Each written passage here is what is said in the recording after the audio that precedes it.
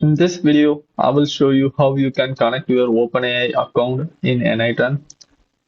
So let's get started. Let me go to platform.openai.com, this URL,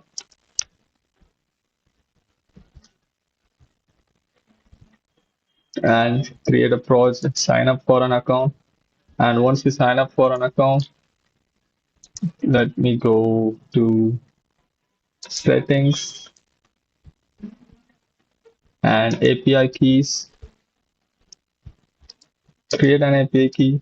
Let me call this n8n connection and select the default project. Create a secret key. Okay, I just revealed my number. Copy, you can delete it whenever you want.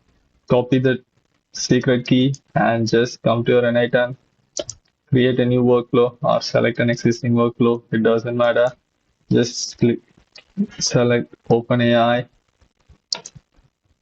and message a model. So let me try this and create new credential, paste the API key. The organization ID is optional.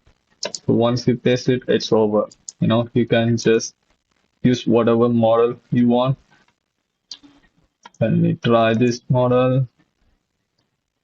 What is the capital of India? And test this.